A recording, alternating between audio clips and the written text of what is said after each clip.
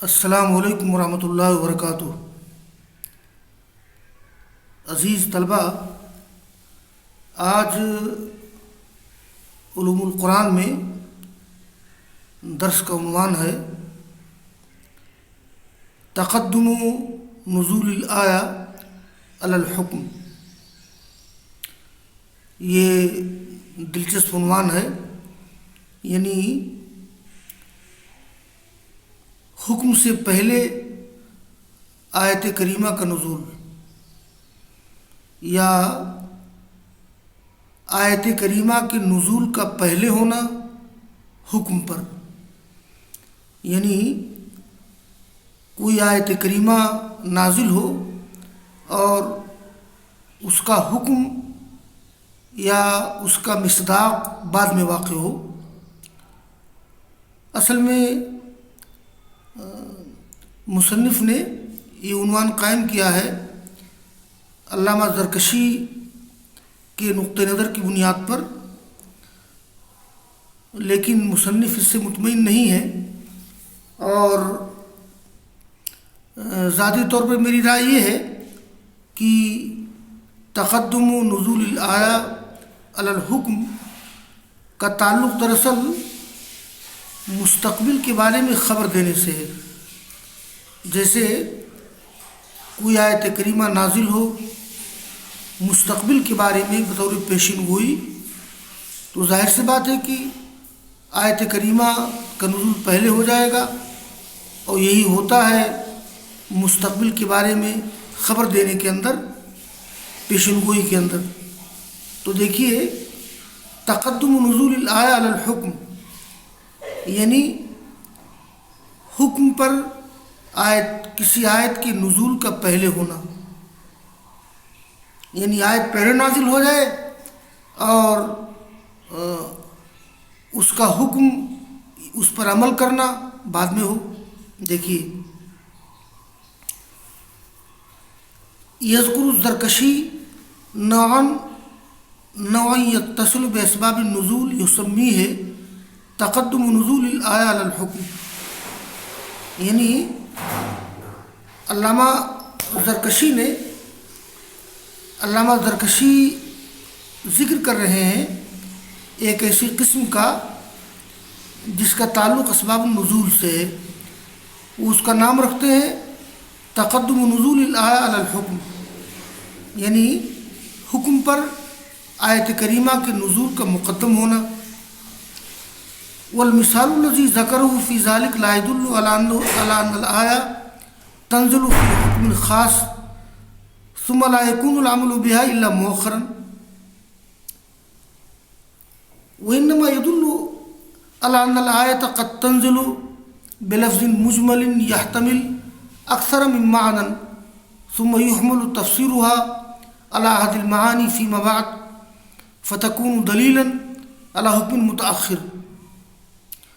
مصنف کہتے ہیں کہ وہ مثال جس کا ذکر کیا ہے علامہ زرکشی نے اس سلسلے میں، وہ اس بات کی دلیل نہیں ہے کہ آیت کریمہ اترتی ہے کسی حکم خاص کے بارے میں اور پھر اس پر عمل بعد میں ہو۔ یعنی جو مثال علامہ زرکشی نے دی ہے اس میں ایسی کوئی دلیل نہیں ہے کہ کوئی آیت نازل ہو کسی خاص حکم کے بارے میں اور اس پر عمل مؤخر ہو۔ ہاں، یہ ضرور ہوتا ہے، البتہ وہ اس بات کی دلیل ہے کہ آیت کریمہ کبھی کبھی اترتی ہے مجمل لفظ کے ساتھ، جس میں ایک معنی سے زیادہ کا احتمال ہوتا ہے، اور پھر اس کی تفسیر کو محمول کیا جاتا ہے ان معنی میں سے کسی ایک پر بعد میں، تو وہ آیت کریمہ دلیل بن جاتی ہے حکم متاخر کے لیے۔ مصنف کہنا چاہتے ہیں کہ ایسا بالکل نہیں ہے کہ کوئی آیت کسی خاص حکم کے بارے میں اترے اور عمل مؤخر ہو۔ ہاں، ایسا ہوتا ہے کہ کوئی آیت نازل ہو مجمل لفظ کے ساتھ جس میں کئی معنی کا احتمال ہو، اور اس کے بعد پھر ان معانی میں سے کسی معنی پر اس کو منطبق کیا جائے، محمول کیا جائے، اس طرح سے وہ آیت کریمہ حکم متاخر کی دلیل بن جائے۔ وہی میں نے عرض کیا کہ یا تو اس کے بارے میں یہ کہا جائے کہ ھذا من قبیل الاخبار عن المستقبل، یہ مستقبل کے بارے میں خبر دینے کی قبیل سے ہے، یا جیسا کہ مصنف نے کہا کہ ایک آیت نازل ہو عام انداز میں، مجمل انداز میں، اس میں بہت سے معنی کا احتمال ہو، اور اس کے بعد میں کسی حکم پر اس کو منطبق کیا جائے اور بعد میں کسی حکم کے لیے دلیل بن جائے۔ جاء فی البرہان وعلم انہ قد یکون النزول سابقا علی الحکم، یہ علامہ زرکشی کی کتاب ہے البرہان، جس کا تذکرہ مقدمے میں آیا ہے۔ تو برہان میں آیا ہے جان لو کہ کبھی کبھی آیت کریمہ کا نزول پہلے ہوتا ہے حکم پر، اور یہ جیسے اللہ تعالیٰ کا قول ہے قد افلح من تزکا وذکر اسم ربہ فصلی بل تؤثرون الحیات الدنیا، یہ قد افلح من تزکا یہ سورہ اعلیٰ کی آیت ہے،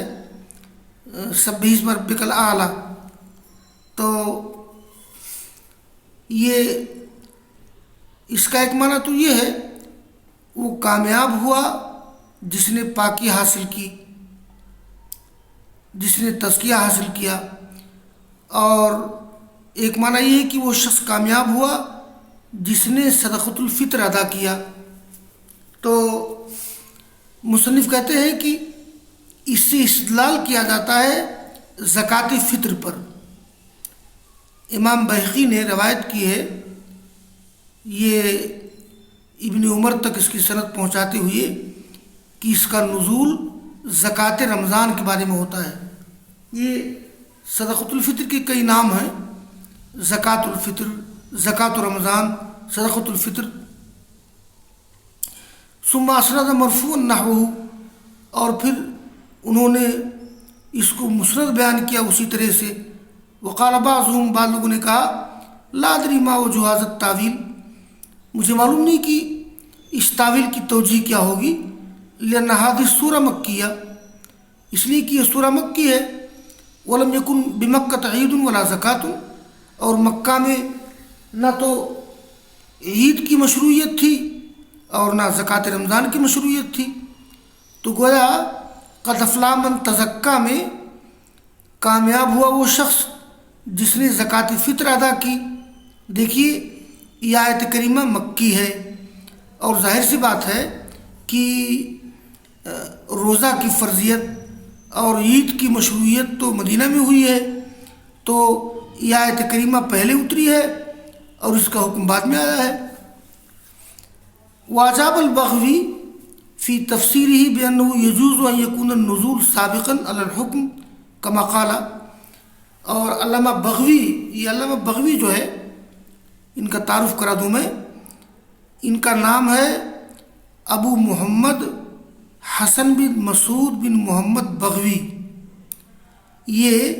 شافعی فقیہ ہیں، اور انہی کی کتاب مصباح، یہ مصابیح السنہ، علامہ بغوی کی کتاب مصابیح السنہ، جس کے ایک باب میں اضافہ کر کے یہ صاحب مشکات نے مشکات المصابیح لکھی ہے۔ تو حدیث میں ان کی کتاب مصابیح السنہ ہے، اور تفسیر میں معالم التنزیل ہے۔ ان کی وفات ہوئی ہے 510 ہجری میں۔ تو علامہ بغوی نے جواب دیا ہے اس کی تفسیر میں کہ جائز ہے کہ نزول پہلے ہو کسی حکم پر، جیسے کہ اللہ نے فرمایا ہے لا اقسم بہذا البلد وانت حل بہذا البلد، یہ بھی سورہ مکی ہے، سورہ بلد، میں اس شہر کی قسم نہیں کھاتا ہوں، یا تو اللہ کو زیادہ مانا جائے یا نہیں میں اس شہر کی قسم کھاتا ہوں۔ یہ لا کے ذریعہ کفار و مشرکین کی کسی بات کی تردید مقصود ہے، نہیں میں اس شہر کی قسم کھاتا ہوں، تو اس سے مراد مکہ مکرمہ ہے۔ اس حال میں کہ آپ اس شہر میں مقیم ہیں، یعنی رسول اللہ صلی اللہ علیہ وسلم کا اس شہر میں مقیم ہونا یہ اس شہر کی عظمت کی دلیل ہے۔ تو میں اس شہر کی قسم کھاتا ہوں اس حال میں کہ آپ اس شہر میں مقیم ہیں۔ اب اس شہر میں مقیم ہے کا ایک مطلب تو یہ ہے کہ آپ مقیم ہیں بر وقت، اس لیے کہ یہ سورہ مکی ہے، سورہ بلد بھی مکی ہے۔ اور ایک تفسیر اس کی یہ ہے کہ عنقریب آپ اس شہر میں مقیم ہوں گے فتح مکہ کے بعد، اور فتح مکہ کے موقع پر تھوڑی دیر کے لیے دن میں مکہ کو حلال کر دیا گیا تھا، اور آپ نے فرمایا کہ اب میرے بعد کسی کو مکہ کو حلال کرنے کا حق نہیں ہے۔ تو اگر یہ ترجمہ کیا جائے کہ آپ عنقریب مکہ میں مقیم ہوں گے، پہنچیں گے فتح مکہ کے بعد، تو یہ مثال بن جائے گی اس چیز کے لیے کہ تقدم نزول الآیہ علی الحکم، آیت کریمہ پہلے اتری ہے اور اس کا حکم بعد میں سامنے آیا، یا اس کا مصداق بعد میں سامنے آیا۔ وہی میں نے کہا کہ ھذا من قبیل الاخبار عن المستقبل۔ تو یہ سورہ مکی ہے، وزار اثر الحل یوم فتح مکہ، اور مقیم ہونے کا اثر فتح مکہ کے دن ظاہر ہوا، یہاں تک کہ فرمایا رسول اللہ صلی اللہ علیہ وسلم نے وحلت لی ساعۃ من نہار، یعنی میرے لیے مکہ حلال کر دیا گیا دن میں 1 گھنٹہ کے لیے۔ اور اس کے بعد پھر آپ نے روک دیا کہ یہ عادت حرمت ہوا، اب اس کی حرمت لوٹ آئی، کسی کو حق نہیں ہے اس کی حرمت کو پامال کرنے کا۔ یہ جو لفظ ہے وَأَنْتَ حِلٌّ بِهَذَا الْبَلَدِ، یہ بخاری یہ اس آیت کریمہ میں یہ جو حدیث ذکر کی گئی ہے وَحِلَّتْ لِي سَاعَةً مِّن نَّهَارٍ، تو یہ بخاری مسلم کی روایت ہے۔ اور یہ آیت کریمہ جو وَأَنْتَ حِلٌّ بِهَذَا الْبَلَدِ ہے، تو اس کے معنی میں 3 احتمال ہے۔ ایک تو یہ ہے کہ یہ حلٌ حلول سے مشتق ہو، یہ حلول معنی ہوتے ہیں کسی مقام پر ٹھہرنا، تو ایک معنی یہ ہے کہ حلٌ حلول سے مشتق ہے، کسی جگہ ٹھہرنا اترنا۔ تو یہ رسول اللہ صلی اللہ علیہ وسلم کا مکہ میں ٹھہرنا، نازل ہونا اس شہر اس بلد امین میں، یہ گویا یہ دار و مدار ہے اس کی عظمت کے لیے، اسی لیے اللہ تعالیٰ نے قسم کھائی ہے۔ اور دوسرا معنی یہ ہے کہ حلٌ حلال سے مشتق ہو، یہ وَأَنْتَ حِلٌّ بِهَذَا الْبَلَدِ، یعنی وَأَنْتَ حَلَالٌ بِهَذَا الْبَلَدِ، میں یہ نہیں قسم کھاتا ہوں اس شہر کی، اور اس شہر میں آپ کا خون مباح کر دیا لوگوں نے۔ ظاہر ہے کہ مکی زندگی میں رسول اللہ صلی اللہ علیہ وسلم پر، آپ کے صحابہ کرام پر کیا کیا تکلیفیں ہوئیں، تو دوسرا معنی یہ ہو جائے گا حل حلال سے مشتق ہے، مباح کے معنی میں، اس لیے کہ لوگوں نے، کفار و مشرکین نے رسول اللہ صلی اللہ علیہ وسلم کی عزت کو، آپ کے خون کو مباح کر دیا تھا، آپ کے قتل کے در پہ ہو گئے تھے۔ اور تیسرا معنی یہ ہے کہ وَأَنْتَ حِلٌّ فی المستقبل،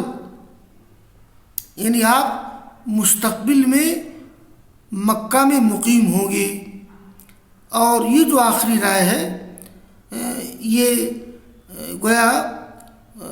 اس کا تعلق ہو جائے گا تقدم نزول الآیہ علی الحکم سے۔ تو یہ حلٌ کے 3 معنی ہیں، یا تو حلٌ حلول سے مشتق ہو، اترنے کے معنی میں، ٹھہرنے کے معنی میں، یا حلٌ حلال سے مشتق ہو، یا اس کا معنی یہ ہو کہ مستقبل میں خبر دی گئی ہے کہ آپ مکہ میں مقیم ہوں گے، اتریں گے، مکہ فتح ہوگا۔ اچھا، ایک اور مثال دیکھیے، وَكَذَلِكَ نَزَلَ بِمَكَّةَ سَيُهْزَمُ الْجَمْعُ وَيُوَلُّونَ الدُّبُرَ، یہ سورہ قمر کی آیت ہے، سورہ قمر کی آیت نمبر 45۔ دیکھیے سورہ قمر بھی مکی ہے، یہ عنقریب کفار و مشرکین کی جماعت کو شکست ہوگی اور وہ پیٹھ پھیر کر بھاگیں گے۔ دیکھیے یہ آیت کریمہ اتری ہے مکہ میں، لیکن کفار و مشرکین کی شکست کا معاملہ بعد میں پیش آیا ہے، پیٹھ پھیر کر بھاگنے کا معاملہ بعد میں پیش آیا ہے، بلکہ اس کا مصداق مدینہ میں ظاہر ہوا ہے۔ غزوہ بدر کے موقع پر یہ صورتحال پیش آئی تھی کہ وہ بھاگ گئے تھے پیٹھ پھیر کر، تو ایسے ہی مکہ میں نزول ہوا سیہزم الجمع ویولون الدبر۔ ابن خطاب کہتے ہیں کنت لا ادری ای الجمع یہزم، میں سمجھ نہیں پا رہا تھا کہ کس جماعت کو شکست ہوگی، لیکن جب غزوہ بدر ہوا تو میں نے دیکھا رسول اللہ صلی اللہ علیہ وسلم کو آپ پڑھ رہے تھے، یعنی جب یہ آیت کریمہ مکہ میں اتری ہے تو عمر بن خطاب کہتے ہیں کہ یہ آیت میری سمجھ میں نہیں آ رہی تھی، لیکن جب غزوہ بدر ہوا اور رسول اللہ صلی اللہ علیہ وسلم یہ آیت پڑھ رہے تھے سیہزم الجمع ویولون الدبر، یعنی عنقریب جماعت کفار کو شکست ہوگی اور وہ پیٹھ پھیر کر بھاگیں گے، تو گویا کہ آیت کریمہ کا نزول تو مکہ میں ہوا، یہ اس لیے کہ سورہ قمر مکی ہے، لیکن اس کا مصداق مدینہ میں ظاہر ہوا۔ اور آگے کہتے ہیں فانت ترا فیما ذکرہ صاحب البرہان ان صیغۃ سبب النزول محتملۃ للسببیہ ولما تضمنت الآیۃ من الاحکام۔ تم دیکھ رہے ہو جس کا ذکر کیا صاحب برہان نے کہ سبب نزول کا صیغہ، یہ جو سبب نزول کا صیغہ ہے اس میں دو احتمال ہے، ایک تو سببیت کا اور اس بات کا بھی احتمال ہے کہ آیت کریمہ اس حکم کو شامل ہے، اس لیے کہ سبب نزول کا کبھی کسی آیت کریمہ کے سبب نزول کا ایک معنی یہ ہوتا ہے کہ واقعی معنوں میں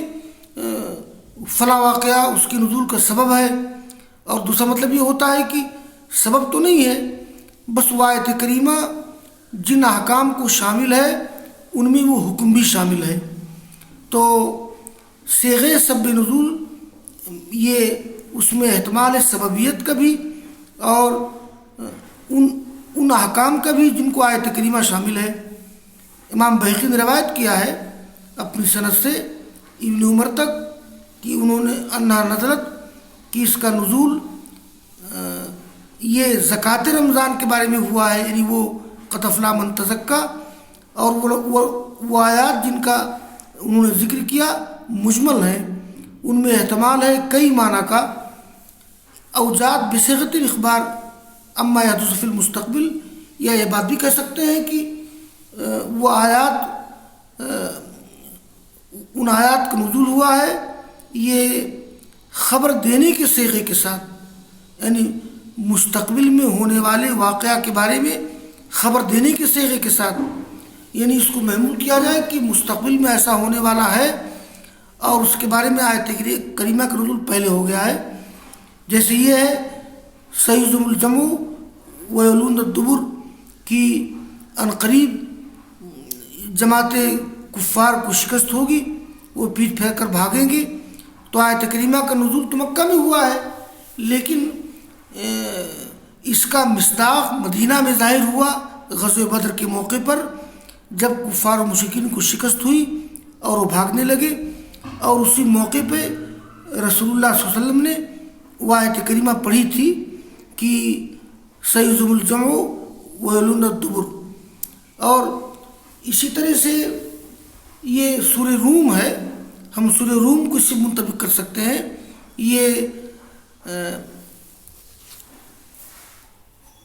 الف لام میم غلبت الروم، یہ جو آیت کریمہ ہے دیکھیے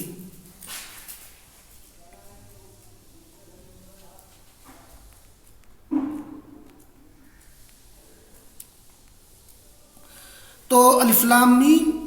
غلبت الروم فی ادنی الارض، یعنی رومی مغلوب ہو گئی قریبی سرزمین میں،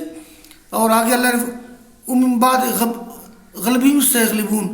اور اپنے مغلوب ہونے کے بعد وہ عنقریب غالب ہو جائیں گے۔ دیکھیے اس میں بھی مستقبل کی خبر دی گئی ہے. یہ آیت کریمہ میں پڑھ دوں. یہ ہے الف لام میم غلبت الروم فی ادنی الارض وهم من بعد غلبهم سيغلبون في بضع سنين للہ الامر من قبل و من بعد ومن یفرح المؤمنون. الف لام میم رومی مغلوب ہو گئے. یہ سورہ بھی مکی ہے، قریبی سرزمین میں، اور اپنے مغلوب ہونے کے بعد ہم قریب غالب ہو جائیں گے. یہ چند برسوں میں اللہ تعالیٰ ہی کے لیے معاملہ ہے، پہلے بھی اور بعد بھی، اور اس دن مومنین خوش ہو جائیں گے. دیکھیے یہ مکی آیت کریمہ ہے، اور اس وقت رومی مغلوب ہو گئے تھے، لیکن رومیوں کے غالب ہونے کی خوشخبری دی گئی ہے. اور یہ خوشخبری اس وقت پوری ہوئی، ادھر رومی غالب ہوئے، ادھر غزوہ بدر کے موقع پر مسلمان بھی غالب ہو گئے. اسی لیے اللہ نے فرمایا یومئذ یفرح المؤمنون. تو بہرحال یہ بحث تھی تقدم نزول الآیہ علی الحکم. وآخر دعوانا ان الحمد للہ رب العالمین.